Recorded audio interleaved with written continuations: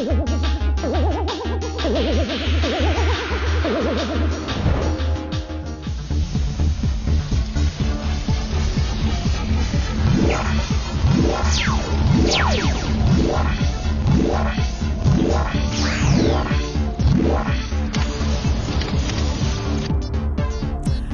everyone, we are coming to you live from Purdue University with our Plant Science, the Green Machine Zip Trip.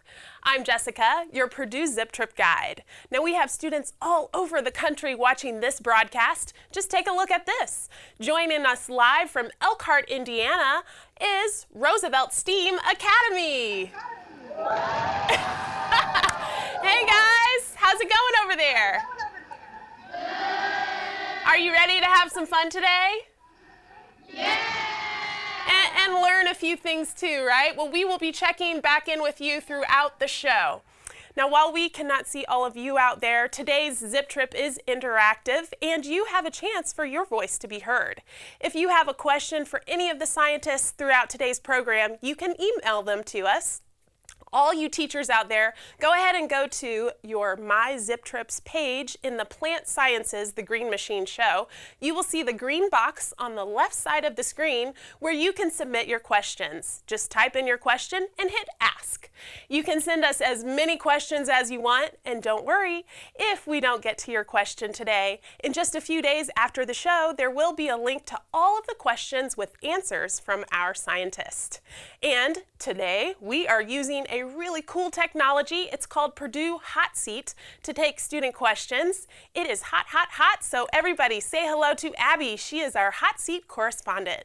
Hi, Abby. Hello, everyone. Hot Seat is a social media program that lets students use computers, cell phones, or other mobile devices to post questions and vote on the ones they would like to see asked on the show.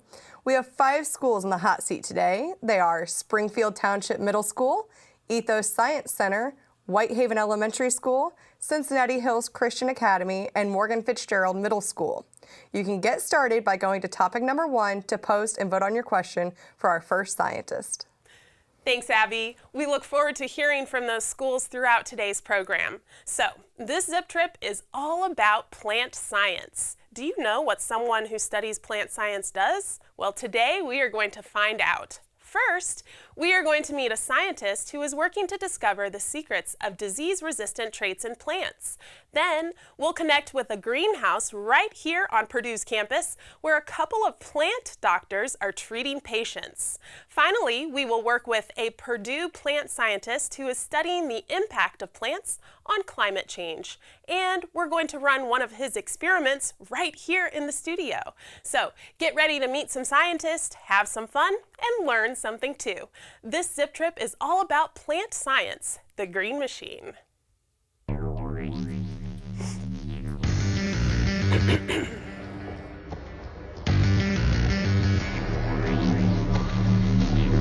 One of my areas of research here at Purdue University is studying how trees grow and the branching patterns and the architecture of how those branches are put together. And growers manipulate that by pruning. They prune out some branches to get light into the tree so we get good productivity, a lot of apples, but also good quality apples that are big and red and sweet. It also takes a lot of labor. It's very labor intensive. And we'd like to automate that if we can. It's like developing a robot to prune trees. And some members of our team have already developed a robot that prunes grapevines. Grapevines are a much simpler architecture, much simpler layout than apples, but they have a robot that prunes grapevines, and it works pretty well. And getting that human judgment from a human into a computer so a computer can make those decisions is very complicated. I think some of the results of this are likely to be, maybe we'll come up with a robotic pruner. But even before that, maybe we'll come up with ways of humans pruning trees to have better effects that will be more labor efficient and have better effects on fruit quality and productivity. Those robots were pretty cool. So today we are learning that plant science covers a wide array of subjects, everything from apples to robots.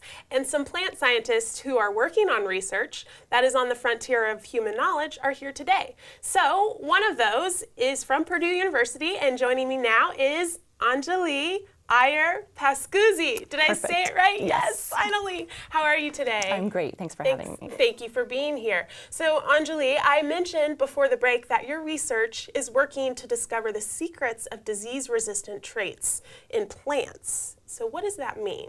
Well, plants get sick, just like you and I, but their immune systems are a little bit different than ours. And so in my lab, we're working to identify genes that make plants resistant to pathogens like bacteria or fungi or viruses. Okay. And this is really important because plant disease is one of the major contributors to crop loss throughout the world.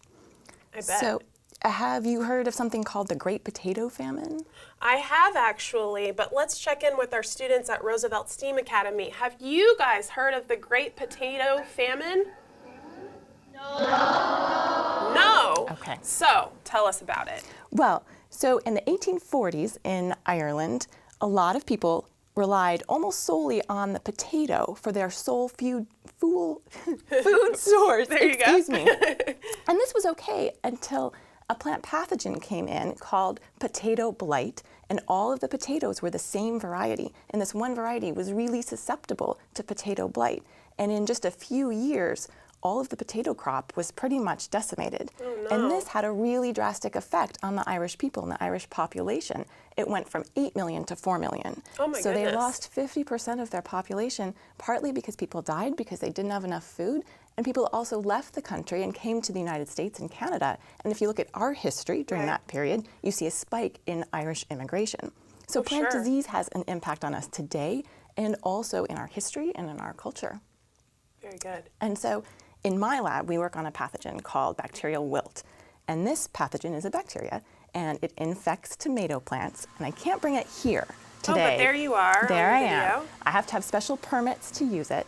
And so here I am going to our growth chamber. And this pathogen lives in the soil, and it gets into the roots of tomato plants, and it secretes a slime. And this slime, the bacteria are living in the water-conducting tissue of the plant. So water cannot move from the root to the shoot, and the plants look wilted. So you can see some in the back Oh, there yeah, that they are look looking wilted, very some sad. on the side. They can't get any water because this slime that the bacteria is secreting is preventing the water from moving from the roots to the shoots. So it's sort of like a drought. It's exactly, that's kind of what the plants, that's what they look like. There's a really wilted plant on the right. Kind of like when you're sick and you have a stuffy nose and you can't breathe, these plants aren't able to get any water. And so you work with those. Right, and what we're trying to do is find the genes that make these plants resistant to the bacteria. And resistance in tomato to this pathogen is quantitative. And so I want to talk a little bit about what a quantitative trait is. Okay. And for that, I need some volunteers. Oh, sure. Let's take some of our crew members and maybe a special guest. So, Kathy, why don't you come on out? And then our special guest, Jeff. Kathy has been behind the scenes with us for many years, and she does such a great job running camera. And then Jeff will be here later on in the show. You guys will get to talk to him. So what do you want us to do? Okay, so resistance is quantitative, and that means that the resistance varies over a range of values or a range of phenotypes being what you look like. And it's similar to height in humans. So you can see that Jeff here is really tall, and then we've got medium height, and then we've got slightly shorter, not as tall. Right. But the point is that you guys vary. You vary continuously. So it's not that people are 5 feet or 4 feet or 3 feet. You're not categories. You can be 5'8" and a smidge, Right. 5'4" and 1/8 of an inch. You can take all of these values in your height. That's I like to say 5'9" and a half. and a half, exactly, right? So that is a quantitative trait. That differs from what we call a qualitative trait. So a qualitative trait is typically controlled by just one gene, whereas a quantitative is controlled by multiple genes. And a qualitative trait in humans would be something like blood type, where you're A or B or O, but you're not A and a little bit of O, right? Right. You're one or the other. Another qualitative trait in humans is earwax. You either have wet or dry earwax. You don't have one or the other, or you don't have something in the middle, and it's Okay. controlled by one gene. So in plants, disease resistance can be controlled by many genes and have variations, like in wilt, and then it's quantitative. It can also be controlled by just one gene, and then it's qualitative. Gotcha. But we're looking to find all these small genes that are contributing to resistance in my lab. Very cool. Okay, thank you guys for your help. All right, so how do you then apply this to plants? So that's a really good question. So the tomato genome has about 35,000 genes. That's actually just a wow. few less than we have, than Yeah. humans have. So trying to find the genes that we are interested in is like telling people to find your house if you say, I just live in the United States. Good luck. Right, that's not so easy. And so what we do is something called quantitative trait locus analysis, or QTL analysis. QTL, okay. And so what we're going to do is narrow the region of the genome to just a small region. So that would be like saying, telling people what neighborhood you live in the United States instead of just the whole country. Right. And then we repeat the process until we narrow down the region to a single gene. And to do that, we have to make sure that we get our value of wilting, our phenotype, very accurately. So for example, when we had everybody out here, it wasn't good enough to say, well, one is tall, one is medium, one is shorter. We had to have the real values, 5, Right. 9.5. So for wilting, we have to have real values, measurements of what wilting is. And so what we've been doing in my lab is measuring wilting by looking at things like shoot biomass and We've root got biomass. some footage here. And so here's one of my postdocs, and he's going to show us how we measure root biomass. This is one of the indicators that we use for wilting. And so you can see that this plant's been inoculated. It's severely wilted, and he's first gently removing the plant from the cone that it's growing in, from the soil. And the key word is gently, right? Definitely gently, yes. Roots are very fragile, and so you'll see him kind of get the soil away by just tapping it off, and now he's putting it in some water to get it off even more. And he's going to put these on a scanner, and he's going to scan the root system, and then we put that image into a computer program, and then we can measure things like root length, root area, and we will also measure the root on a scale, so we'll get what we call its biomass. Right. And we'll do the same thing with the shoot, get its mass, and then we'll use these as metrics for wilt. So here you can see him getting all of the soil off. It actually takes a while. And how long does that process take? It takes about total? 10 minutes per plant, depending on the size of the plant. Oh, so wow. Here he's putting some water in a box so that he can put the plant in and get a little bit more of the soil off, and it's on a scanner right now. How many plants do you guys normally do? We go through hundreds, so Oh, wow. 1 to 200 plants in a couple of days, so it does start to add up. My So now goodness. he's scanning it. This is all very fascinating. So is this a new way for working on this problem then? It is for wilt because since wilt is a quantitative trait, we're going after it with these different quantitative measures. But previously, people have just said that it's 1 or 2 or 3 in terms of the degrees of wilt. So that would be like saying tall, medium, short. Right. And that's not going to get you where you need to go very quickly or very efficiently, Wow, you've really gotten to the root of the problem. so to speak. So why is all of this important? I mean, what will we learn from this? Well, we're going to find disease resistance genes. And once we understand what those are, we can understand the molecular biology, understand how they work at the cellular and molecular level. And we don't know any resistance genes in tomato for bacterial wilt, the species or the bacteria that we work with. And when we find these resistance genes, we can also look at how they work in other crops as well. And this is really important because we need to have more food, we're going to have more people, and making plants resistant is one way to give people more food. Feed people. Right. Yes. All right, well, we will be hearing more about plant science and research, as well as how plants can be a factor in other areas like climate change later on in our show. So let's check in with Roosevelt STEAM Academy. Do you guys have any questions for Anjali? Questions? Yes, you in the front here.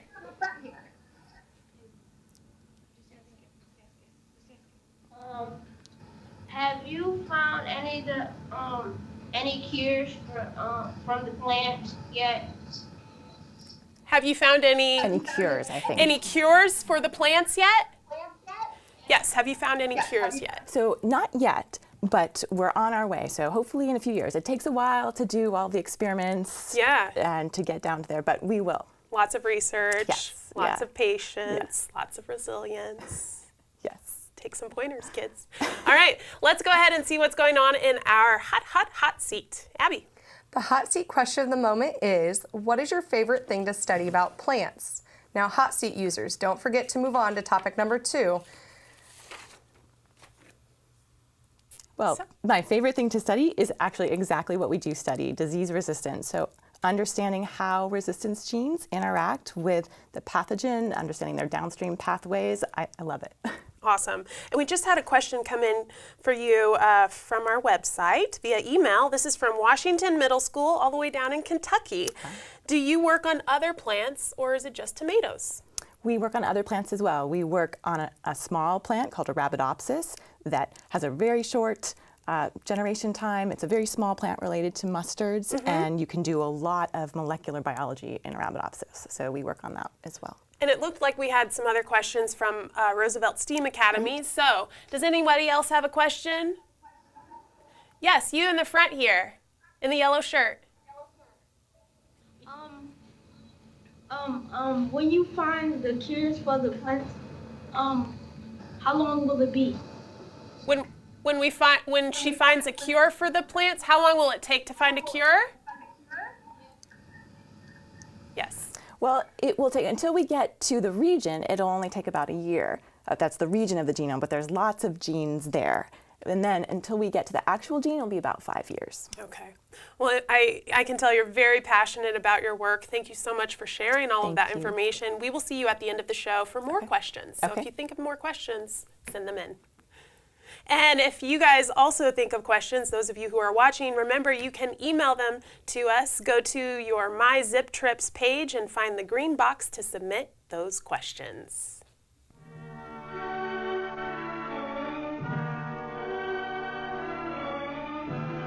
Traps?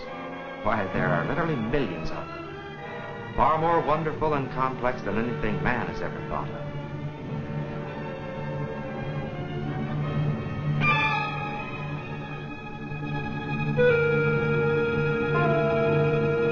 The trap is sprung.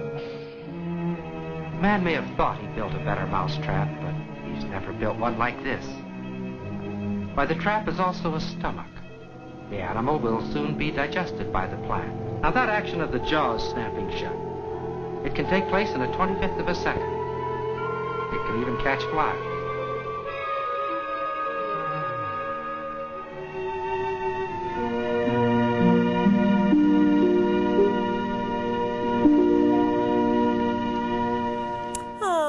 Was the end for those poor grasshoppers.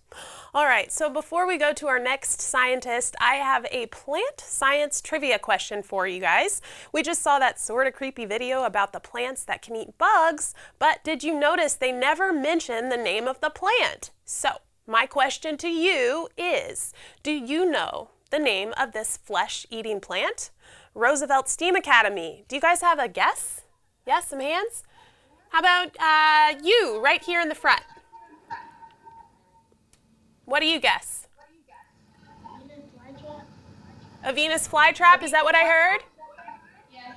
Okay, hold on. Before we reveal the answer, let's check in with the hot seat students. Abby, what are they guessing? The number one answer in the hot seat is the Venus flytrap. Okay, well, the answer is Dionea muscipula, otherwise known as, yes, the Venus flytrap. And it is a carnivorous plant. But carnivorous plants aren't the only example of similarities between plants in the animal kingdom. We all know that humans and animals can get sick and catch diseases, but what about plants? Can they get sick too? Well, the answer is yes, they can. And luckily, there are scientists who are working to find ways to help keep those plants healthy. Now, joining us live from their greenhouse behind the Lilly Hall of Life Sciences here on Purdue's campus are plant scientist Patty Romero and Anna Noversky. Hello, guys. Hi, Jessica. How's it going over there? Good. Doing well. And tell us, where are you exactly? We are in a greenhouse behind Lilly Hall of Science at Purdue University. Very cool. I hear the overhead airplane going by too. That's okay. That's all right. And your greenhouse looks pretty cool. So what are you working on there? What kind of work are you doing? Well, now behind me you can see some corn plants, and what we do here is a screening for disease. So we can control all environmental conditions in the greenhouse, and then we can do a small preliminary studies. But most of our work is outside at the field. Anna works with wheat, I work with corn, and what we do there is try to look for the best way that farmers can reduce the disease impact. So at the end of the season, they can have the highest yield.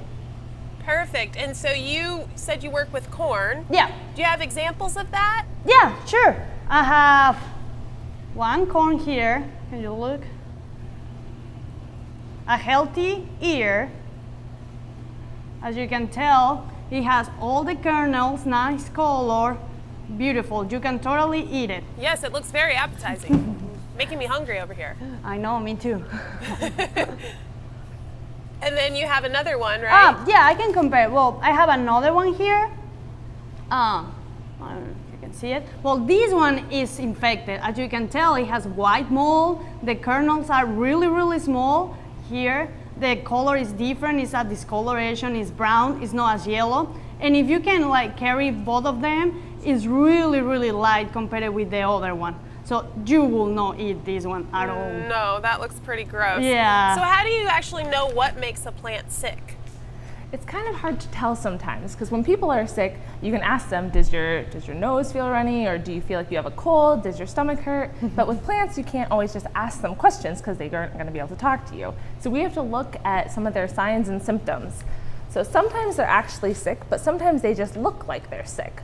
So here's a picture of something that can kind of trick people into thinking that plant is sick sometimes. This is what happens when you have some chemical damage to the plant. This is what happens when you have some nutrient deficiencies. So that's like if you didn't get the right food to eat and your head is feeling a little funny, this is kind of what happens to plants.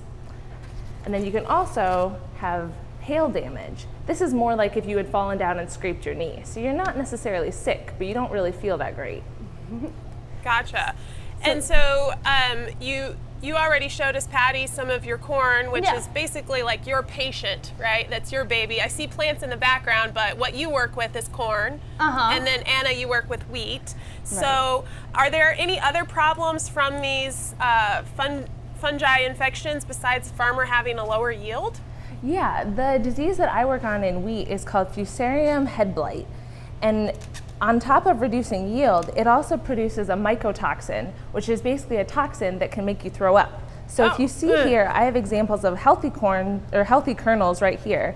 And kind of like Patty had said, they're a lot heavier and they look really nice and healthy. They're brown. On this other side, the kernels are kind of white and they have a little bit of a pink color too, and that's actually the fungus growing in it.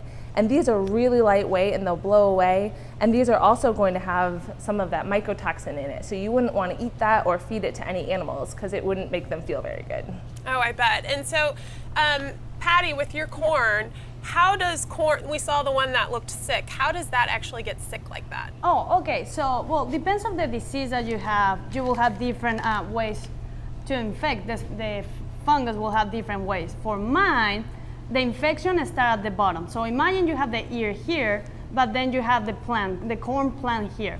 So all the fungus is on the ground, and then when rains or the wind start, after a storm, it will move the spores and it will put it just in between the ear and the plant, and it will start growing all the way to the top until the ear is totally colonized. Very cool. So what are the long-term goals of your research then? Well, what are you trying to find out? We have different ones. As Angelina told before, the main thing is looking for resistance, but sometimes the plant cannot get healthy by themselves, so we need to find plan Bs. And plan B could be applying fungicides or changing the planting day so we can play a little bit with the environmental conditions.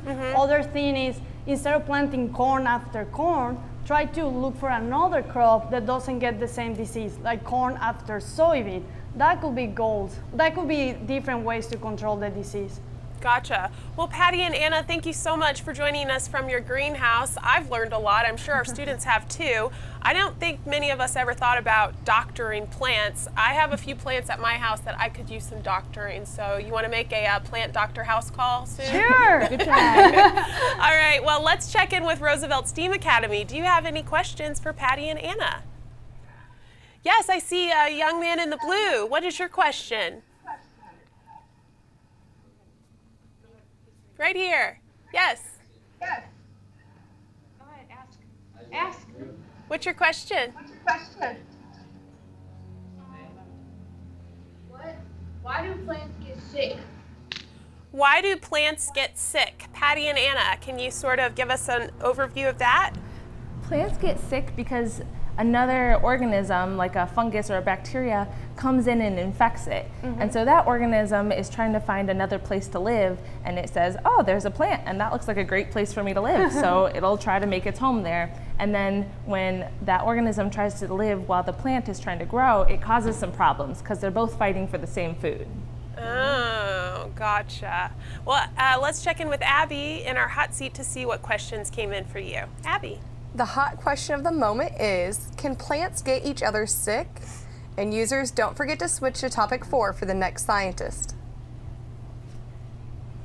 Answer. Well, yeah, plants can get each other sick, but it's not because the plant has it's more because the plant has already the disease and it can spread it to the other one. So as I told you, like with my disease, the inoculum will be on the soil. Well, sometimes the pathogen could be in one plant, and then with the rain or the wind, it will move to another one. So that's how the disease can spread from one to another one. Okay, and then we just got an email question that came in all the way from Florida. What made you want to study plants? I just think that plants are really pretty. They're really cool. So the more I learned about them, the more fun I thought they were and the more interesting I thought they were. So being a scientist, I get to keep learning more and more about them and discovering new things. And what about you, Patty? Well, plants are most of the time outside, and I really like to be outside, so it was a perfect major to choose. We spend most of the time at the field when everyone is sitting on the computer. We are just enjoying the sun. Yeah, I love it, I love it. And let's go back to our school, Roosevelt STEAM Academy. Questions for Patty and Anna? Yes, you, right over here in the blue. Right here. Question? Question? How does a plant get nasty? Speak really loudly. How does the plant get nasty? I couldn't hear it. Can someone repeat it? How does the plant get nasty? How did the plant get nasty? Patty and Anna, how did the plant get nasty? Well, this one with Patty's, the corn actually got infected. So you can see when it started to grow up, like she was telling you, this is just, fungus has what's called mycelia. So that's all this white stuff. And so as it kept growing, it just made the corn all gross and nasty. Oh. And then let's go ahead and check back in with Abby in our hot seat. Question for Anna and Patty. The hot seat users would like to know how long each of you have been at Purdue. Oof. Well, I have been here for a while. I did my master, so that took me 2 years, and now I'm doing my PhD to be a real doctor. And I have been already 2 years, so that's 4, and I still have 2 more. So, yeah. And you absolutely love it here, right? Yeah. And what about you, Anna? I've been here for 2 years, and I'll be finishing up my master's in December. So Awesome. a little So bit you're in the left. home stretch, right? Oh, yeah. All right. And then we just had another question come in all the way from Georgia. What is the worst infection you've ever seen? Oof, there are so many. It depends. Depends of the crop, depends of the area. So the biggest problem, for example, in wheat or corn is when it affects the head of the wheat or the ear. Because at the end, what farmers want is yield. So if you infect the ear, I will say anything. Well, we have a disease in common. Wheat and corn have the same disease that is called Fusarium graminearum. You can tell a little bit more. Yeah, so that's the disease that I work on. So I work on it in wheat, but it can also infect corn. So sometimes if people plant wheat and corn in years after each other, that corn will get really infected, and then if they plant wheat the next year, there's a lot of that fungus on the ground, so then it'll infect the wheat and give a big, big infection. So you'll see a lot more of those lightweight kernels, like I showed you earlier, than you will the healthy ones. Well, it sounds like you guys are doing lots of important work, and I can tell you're really passionate about it. We will see you at the end of the show for more questions, okay? Sounds good. Thanks. Bye. Bye.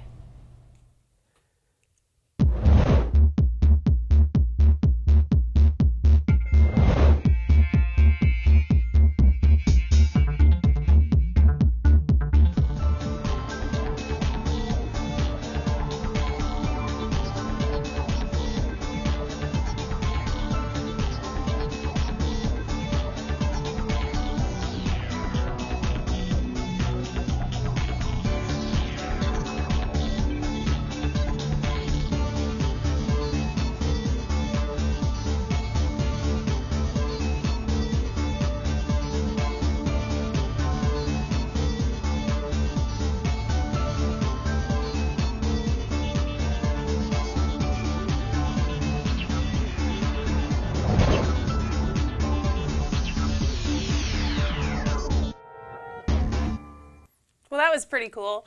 I like the idea of feeding the world.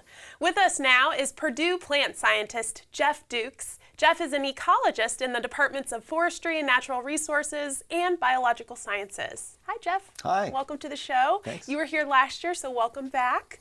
Now, can you tell us a little bit about what it means to be an ecologist and what kinds of work you do?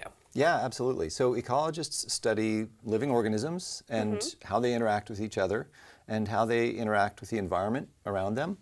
And so that's a huge topic, right? There are lots of living organisms in the world and lots of environments they live in. And so we all specialize to some way. And I study typically plants and sometimes whole ecosystems. And then I'm interested in understanding how people and the things that people do affect plants and ecosystems. So we're doing lots of things as a society that really have big impacts on ecosystems. And one of those big impacts is climate change, right? I hear you're doing a lot of research in that field. Can you tell us, first of all, or refresh our memories, what is climate change? Yeah, absolutely. So one of the things that we're doing as a society is burning lots of fossil fuels. We use lots of energy to get ourselves from place to place. We'll burn gasoline in cars, for instance.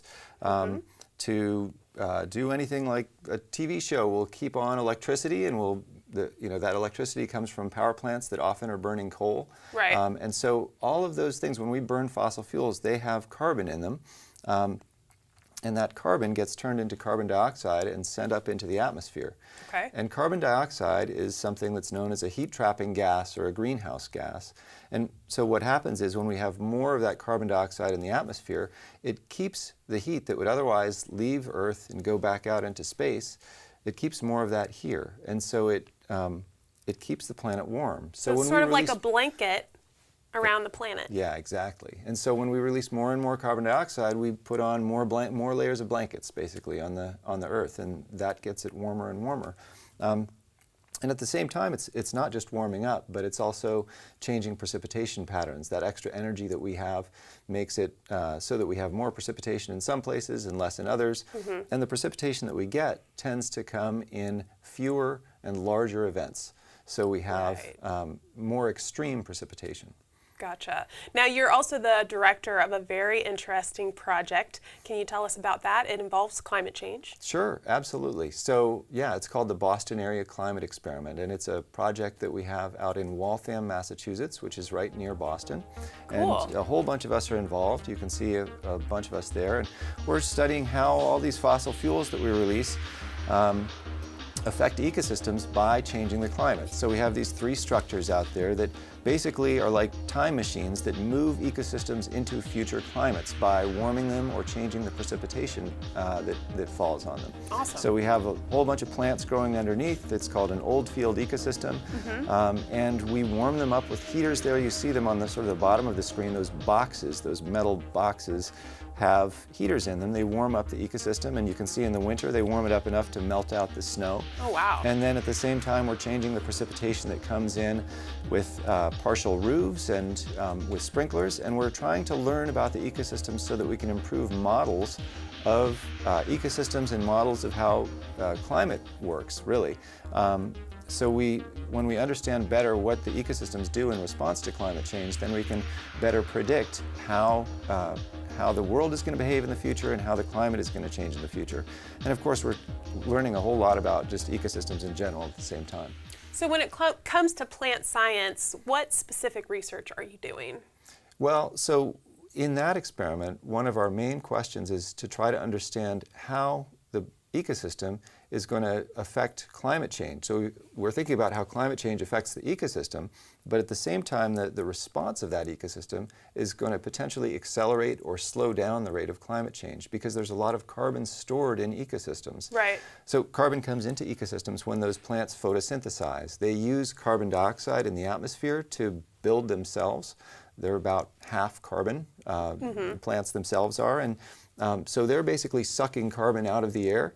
And at the same time, though, those plants eventually die or pieces of them fall off, and the microbes and the bacteria and the fungi in the soils get at them and start eating those plants up, the dead plants. And when the microbes do that, they use the sugars in the plants, for instance, and then they essentially exhale carbon dioxide just like we do. We call it respiration for the microbes. Okay. But that respiration sends the carbon dioxide back to the atmosphere, and that's where it serves to warm the planet again. So it's sort of like this tug of war between the plants that are pulling the carbon dioxide out of the atmosphere and cooling the planet, Right. and the microbes that are returning it back to the atmosphere and warming the planet. And we want to understand if in a warmer world with different amounts of precipitation, there's in the end going to be more carbon in the soils or more carbon in the atmosphere, which would either slow climate change or speed it up. And so you've brought an experiment for us to try. It looks pretty complicated, but I'm going to help you out. I think I can get the hang of it, right? Oh yeah, it's not that complicated. So don't what are worry. we doing here? So this is sort of like a miniature version of the Boston area climate experiment, just without the actual plants on top, just the dead plants in the soil. Okay. We've got 4 buckets here that are filled with soil. You can sort of see in here that there's soil that that is got lots of microbes in it and dead plant material in it, just like any soil would. Okay. And what we're doing is we're trying to understand how fast the microbes in here are respiring. And so we're measuring that using these carbon dioxide probes that are stuck into these buckets. The Cool. buckets are closed.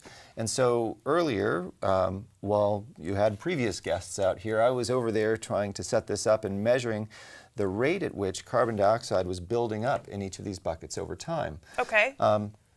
So that would be the rate of soil respiration, basically the rate at which carbon's getting returned to the atmosphere. Now I have these in different climates, sort of like in the Boston area climate experiment. We have warmed plots and plots that are not warmed, Right. and wetter plots and drier plots. Well, here I've done something here. If you put your hand on this, you could feel that this Oh, is yeah, this it's is my warm. heater, right? This is a heating pad that's warmed up these 2 buckets over here. Mm-hmm. And these 2 buckets in front I added extra water to. So these are wet. And you can see, you know, this is the wet and cool bucket here, and we have a wet and warm bucket over here. And so we've got wet and dry, cool and warm, and we're trying to understand what are the conditions in which the microbes are the happiest, basically, in which they're eating through that carbon the fastest, Right. and respiring the most. Okay. And so we have these sensors here that have been measuring that. And these are some devices that you've got hooked up. Yeah, and these are like little computers. And so what does this mean exactly? So what this shows here is on the y-axis, up and down here, is the carbon dioxide concentration, and the x-axis is time. Okay. So you can see here that over time, the carbon dioxide concentration in the bucket has been increasing. And what we can do is measure the slope of this line, measure how steep the line is, to see how fast the carbon dioxide is getting released by the microbes. Okay. Okay, so we have these 4 different treatments, and the question is then, where are the microbes going to be happiest and release the carbon the fastest? Okay. So why don't we, I will check these, each one of these climates, or controlled climates, to Great. see which one has the fastest release and the most carbon dioxide That's right, coming that's out, what we wanna right? know. Yep. And then while I do that, I want you guys to think about which one you think it is. Is it the wet cool? Is it the dry cool? Is it the wet warm? Or is it the dry warm? Which one of those 4 is the correct answer?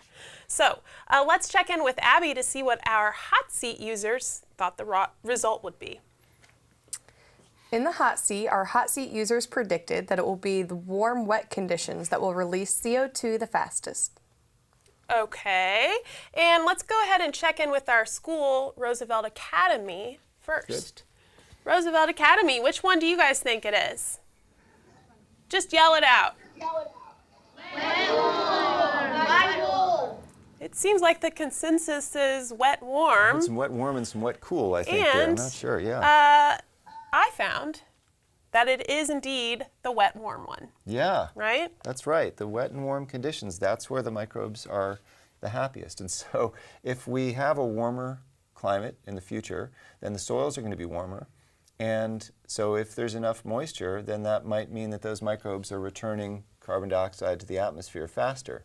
Now, if the plants are going faster at the same time, there could be a bit of a balance there. But what we're really trying to understand in the big picture is exactly this sort of thing, is if you look across all the different environments on the planet, how is that race going to, how's it going to play out? Who's going to win? Are the plants going to be sucking in the carbon faster, or will the microbes end up, because they'll be warmer, returning the carbon back to the atmosphere faster? And so that just varies across the world. It's Climate change can affect different parts of the world differently because of the different climates, right? Exactly, exactly. And then for like an area that's like dry cool, like a refrigerator. Yeah. Well, so this does have application to things like refrigerators as well. I mean, if we think about our own food, well, everything is covered with microbes. Your own skin is covered with microbes, right? We hear more about this every day. And there are microbes on your shoes right now. There are microbes on your clothes, in the air. You're breathing them in accidentally. But one thing we want to do in some places is really control that microbial growth. So on our food, for instance, we don't want the microbes to go crazy and eat our food for us. Right. Nobody wants to eat a moldy loaf of bread, No, right? thank Or something you. like that. Yeah. So we try to control that microbial growth by controlling the conditions that our food is in. And so one way that we might preserve it is by keeping it cold, by putting it in the refrigerator, and that slows down the rate at which the microbial populations can grow and eat that food.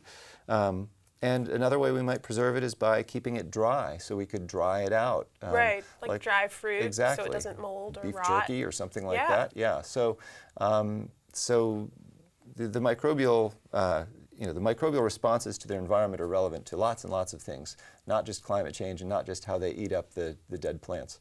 Very cool. I'm learning so much today. So let's go ahead and take some questions for Jeff. Roosevelt STEAM Academy, do you guys have questions? Yes, you in the front here in the white, right here. What diseases how badly does the carbon dioxide affect the climate? How does the carbon dioxide affect the environment, he said? Right. Well, so the carbon dioxide is warming up the planet, and the thing is, when we get a little bit of carbon dioxide in the atmosphere, then that causes more water vapor to go in the atmosphere, and that's also a greenhouse gas, and so we get sort of these positive feedbacks. We get more and more warming. And when we have a warmer planet, that's going to affect a whole bunch of different species.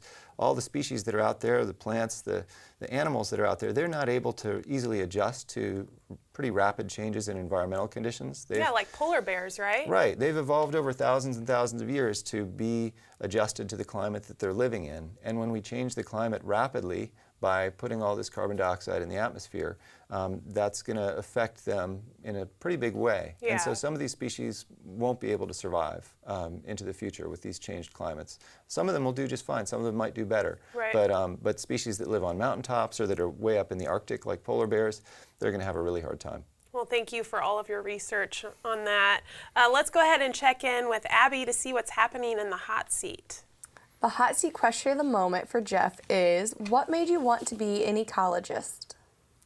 Oh, man. Well, I really like working, like our previous scientists, I like working outdoors. Now, I found out that being an ecologist, being a professor, doesn't mean you get to work outdoors all the time. All the time, but, right? But I like thinking about ecosystems outdoors, and I'm also sort of just interested in what's going to happen to the planet in the future, what's going to happen to these ecosystems in the future. And so it's really just that it's fascinating to me and it's fun. So that's how I got into it. And we just had an email question come in for you from Ohio, our neighboring state. Is there anything that we can do ourselves to help with climate change? Yeah, absolutely. I mean, climate change is a big problem, and so really we need to solve it as a society and have some sort of programs that get us all to do the right thing. But individually, we can try to do the right thing by basically doing anything we can to minimize our fossil fuel use. It's the fossil fuel use that's changing the climate rapidly. And so that could be in thinking of ways to use less resources or recycle things, or it could be in thinking about ways to maybe get ourselves from one place to another with using less fossil fuels. So can you get there with your own power instead of using a car, you know? Can you get to school on your bike? Yeah. Something like that.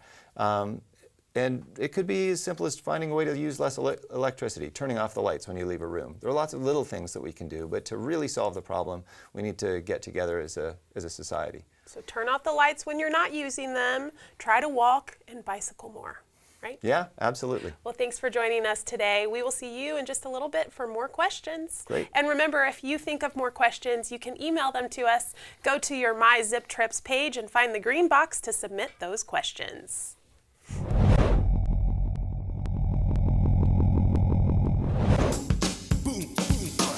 we're coming to you live from Purdue University with our It's a Gene Thing zip trip. DNA, the very building blocks of life. New York, are you guys there? Hey! Yeah. Ah! So we work with mice for a couple different reasons. Right here we've got people working on several different areas of biology, from folks that work on photosynthesis and plant biology, through people who work on microorganisms, as well as people like myself that work on vertebrates like birds, frogs and fish. This is the eastern tiger salamander, and right away you notice he's very different in terms of his body size. Science is fun. It helps you to learn.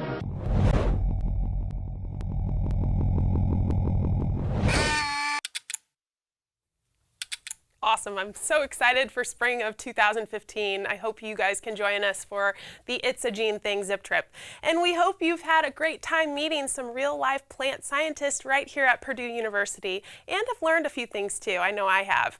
Now we do have some time for more of your questions for all of the scientists in today's show. So first, let's go to the hot seat. Abby. The hot seat users have a question for Jeff, and they want to know, do you power any of your tools in your lab by solar power? And if so, which ones? Ooh. That's a great question. I wish we did. I wish we did, but we don't. I mean, we power all our plant growth with the sun. Yeah. But no, the power tools, we plug them in like everybody else, and just, you know, that's the simplest thing to do. You know, it's funny. I wish that we could do that more easily, but it's just not very straightforward. Although many ecologists, when they have remote data collection stations, so if they have a weather station out that's remote somewhere, they'll use a solar panel to power that. Cool. I love it.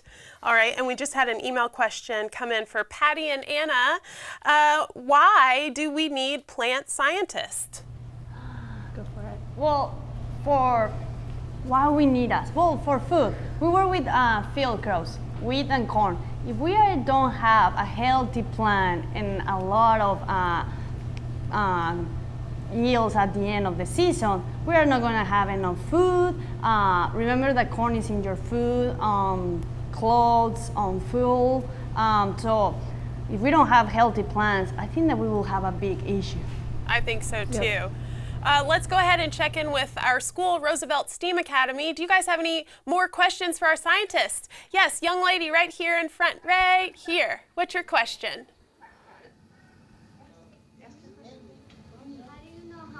Water to put in the soil. How do you know how much water to put in the soil? For your plants. Who would like to take that one? Jeff, do you want to take it? Sure. So plants need to have enough moisture, but not too much. So you just need to sort of get a sense, if you have plants at home or something like this, you just need to get a sense as to what is sort of medium wet. And, you know, you water a little bit. For our experiments, we figured out that we want to add a certain amount of water to simulate certain future conditions or take a certain amount away. So we end up adding 50% more precipitation than falls naturally each year, or take 50% away. So it just depends on what your purpose is. If you want the plants to grow really well, you try to add this amount that's not going to flood them and essentially keep the roots from getting enough oxygen. And if you have an experiment, you might have some other purpose in mind. Some people just have a green thumb, right? That's right. And I am not one of those people, unfortunately. All right, well, let's go to Abby in our hot seat. We've got another question for our scientist. Abby. The hot seat users have a question for Anjali. And the question is, can the bacteria on the tomatoes you research make people sick? Ooh. That's a really good question. Yeah. And actually, no, they cannot. They're plant pathogens. Plant pathogens typically can only make plants sick. There are animal pathogens that are in the same or similar species, but animal pathogens won't be able to make the plant sick, and this plant pathogen cannot make us sick. Oh, that's good news for you, isn't it? Absolutely, yes. Okay, let's check back in with Roosevelt STEAM Academy. Questions. The first hand I saw go up was right here in the white, right here. How long have you guys been working with plants? That's a great question. How long have you guys been working with plants? Let's just go with Patty and Anna. How long have you been working with plants? I've been working with wheat since I got to Purdue, which has been about 2 years. But I've been gardening and doing those things ever since I was your age. And what about you, Patty? Yeah, I started working with plants since I was in college, so a while ago. Okay, and then let's go back to our school. What's another question you guys may have for our scientist? All the way in the back, the guy who's going like this. Right here. What happens if you give your plant too much water? What happens if you give a plant too much water? Well, if you give your plant too much water, then you're going to flood the roots. And for most plants, that's a really bad thing because they won't be able to get enough oxygen from the soil into the roots and then into the shoots. And so they will, depending on how badly you're flooding, they will eventually die. Oh. There are some plants that actually like to live in flooded soils, but in general. Well, thank you. And for the questions we were not able to get to, we will be sending out an email with the most frequently asked questions from today's show for teachers to review with their students. And for future zipTrips, keep checking your email and the zipTrips website for updates. Well, thank you to all of our scientists in the studio, to all of our students who joined us, and to those who are watching. I'm Jessica Jackson, your Purdue ZipTrip guide. We'll see you next time. Bye.